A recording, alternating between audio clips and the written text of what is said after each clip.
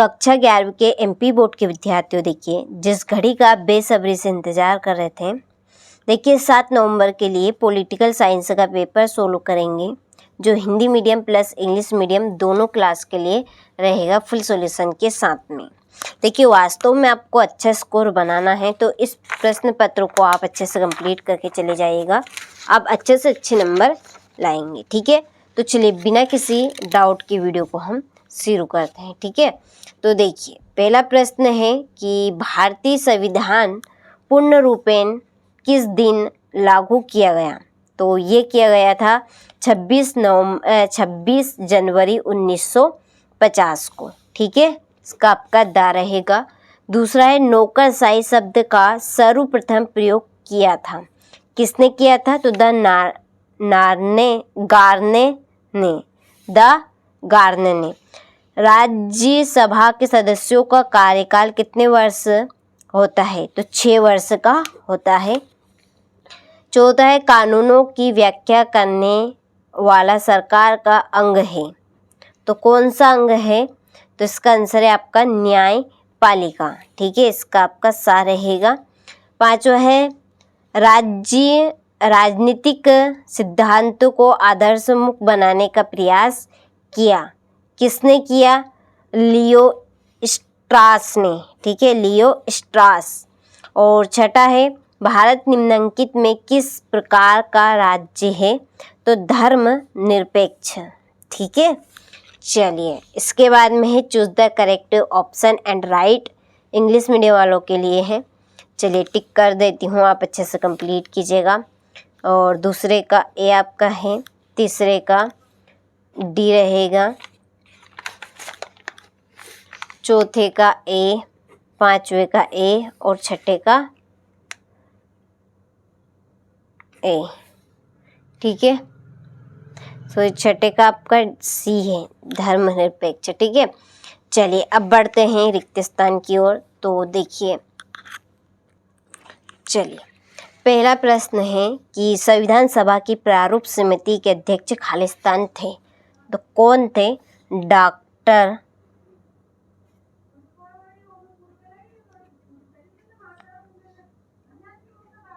भीमराव अंबेडकर।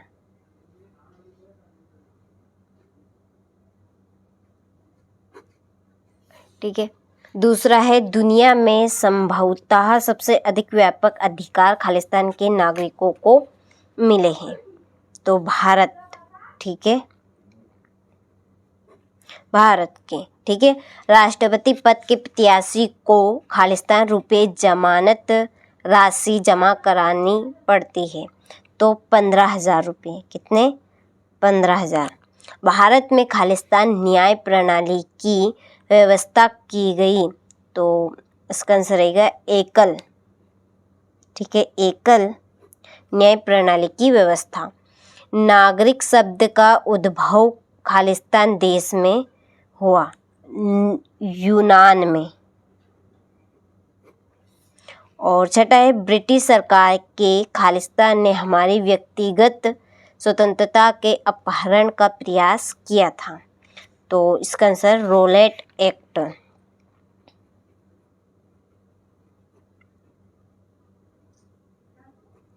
ठीक है, चलिए यहाँ से आप स्क्रीनशॉट ले लीजिए और अच्छे से कंप्लीट करें। इसके बाद में ये आपके इंग्लिश मीडियम वालों के लिए। ठीक है, फिर है जोड़ी। तो देखिए यहाँ पर मैं जोड़ी के नंबर डाल दिए हैं, ये थोड़ी सी यहाँ पे गलती हो गई थी। निरक्षरों को मताधिकार का विरोध, इसकी जोड़ी आपकी उधर रहेगी। सर्वप्रथम राष्ट्रपति शासन वाला राज्य, इसकी भी उधर है। और राज्य सूची की भी उधर है। ठीक है, ये आपकी चौथे की रहेगी, उधर है आपकी जो चौथी, अनुच्छेद 14 से 18 रहेगा। छठे जोड़ी के आंसर है शरणार्थी, और पांचवे की न्यूनतम भत्ता, इनकी जोड़ी उधर है। ठीक है, चलिए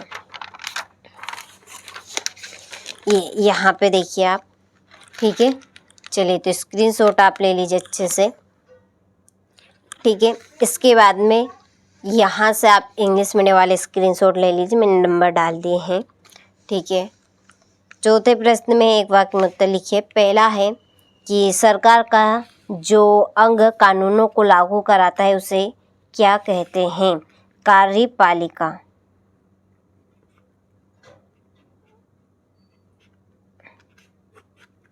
और दूसरा, भारत की केंद्रीय व्यवस्थापिका को क्या कहा जाता है? संसद। क्या कहेंगे? संसद। ठीक है।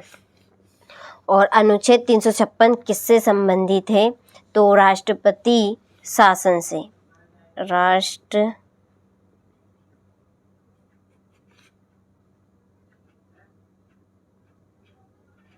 राष्ट्रपति शासन। ठीक है। और चौथा है, प्रथम राजनीतिक वैज्ञानिक किस विद्वान को माना जाता है? तो अरस्तु को।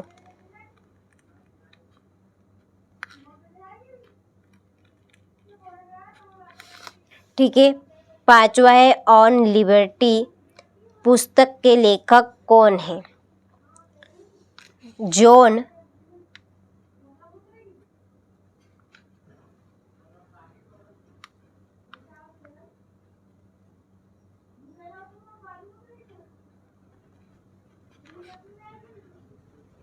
मिल। ठीक है। और छठा है, न्यूनतम आवश्यकताओं की अवधारणा किस पंचवर्षीय योजना में लाई गई? तो 5वीं। ठीक है। 5वीं। ठीक है। और भारत में कौन कौन से धर्म है? तो भारत में है हिंदू,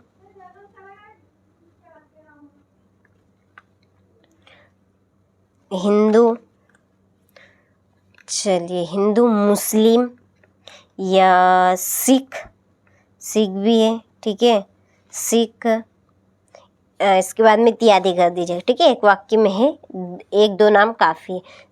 हिंदू, सिख, ईसाई, बौद्ध, जैन, कौन से भी आप लिख सकते हैं। ठीक है। इसके बाद में ये आपके इंग्लिश मीडियम वालों के लिए है। ठीक है। फिल कर दिए हैं मैंने, तो आप अच्छे से स्क्रीनशॉट लें और कंप्लीट करें। ठीक है। चलिए अब बढ़ते हैं अगले प्रश्न की ओर। तो चलिए देखिए, प्राकृतिक समानता जन्म से ही प्राप्त होती है, तो ये असत्य बात है। ठीक है।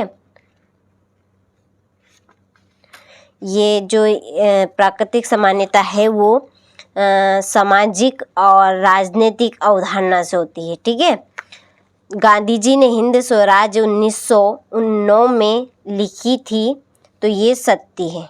ठीक है। ये सब की सत्य बात है।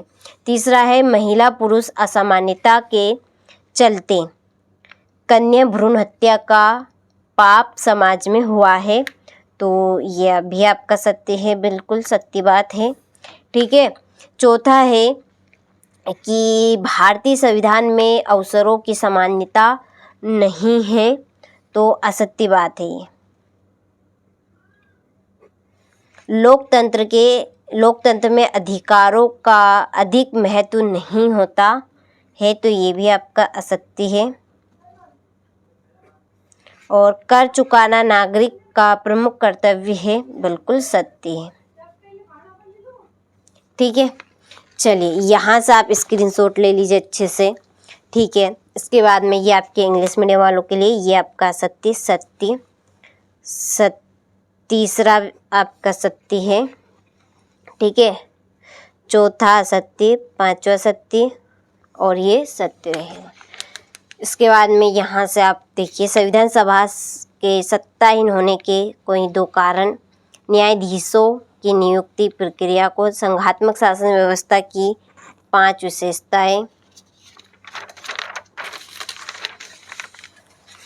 चलिए इसके बाद में है, भारतीय संविधान में संवैधानिक संसाधनों द्वारा किए गए प्रमुख कर्तव्यों का वर्णन, समाजवादी पथ निरपेक्ष राज्य को समझाइए, राजनीतिक सिद्धांत की 4 प्रमुख विशेषताएं, नागरिक समानता का क्या महत्व है यहाँ से। ठीक है।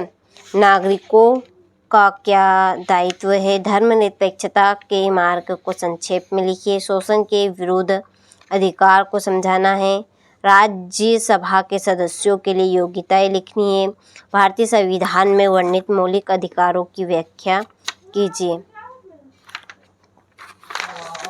चलिए, भारतीय निर्वाचन आयोग के कार्य एवं शक्तियाँ लिखिए। राज्यपाल की प्रमुख शक्तियों का उल्लेख। स्वतंत्रता का क्या महत्व है।